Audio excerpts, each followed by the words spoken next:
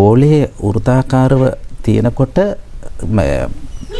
පහත් පැත්තට ගලාගෙන තල්ලු වෙලා යන ප්‍රමාණය වැඩි. ඒ කියන්නේ ඒක තල්ලු වෙන ප්‍රමාණය වැඩි. ඒකට අපරාධ කියන ක්‍රියාවලියත් හරියට මේ බෝලේ වගේ ඒක සමාජ පද්ධතියකට විතරක් සීමා සහිත වෙන හැමතැනම මේක දුවනවා.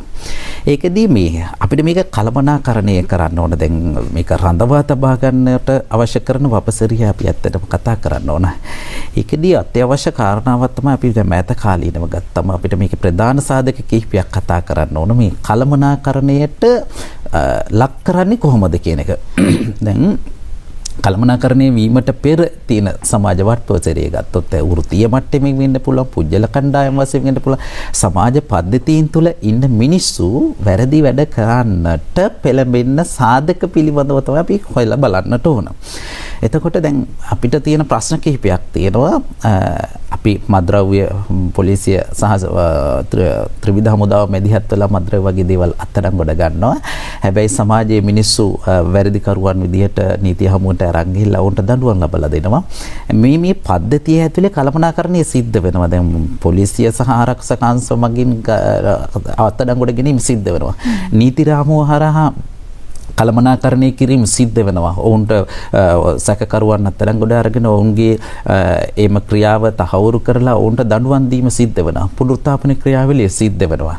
ලංකාවේ අනිකුත් ආයතන හා සම්බන්ධලා වැටලීම් කටයුතු සිද්ධ කරනවා. ඒ වගේම උපදේශන මාලාවන් සිද්ධ වෙනවා. මේ සියල්ලමත් අතර අප සමාජය තුළ අපරාධකරුවා කියන චරිත කතාවේ එන්න වර්ධනය වීමත් සිද්ධ වෙනවා. අඩුවීමක් දක්නට ලැබෙන්නේ නැහැ. අඩුවීමක් දක්නට ලැබෙන්නේ නැහැ.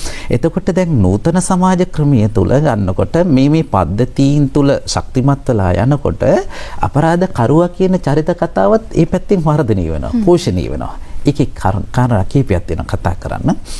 දැන් මේකට හොඳම සම්දිස්ථානයක් තමයි නූතන මාධ්‍ය කියන එක අපිට ගන්න පුළුවන්කම තියෙනවා. අපි අධ්‍යයනය කරලා බලපු මේ තොරතුරු අනුව දැන් ගිය මාසේ මම වන්දනාගාරගත වෙච්ච තොරතුරු ටික අධ්‍යයනය කරලා බලනකොට අපිට ඉන්නවා 39377 දෙනෙක් වගේ ඉන්නවා වැරදි කරලා බන්ධනාගාරගත වෙච්ච පිරිස.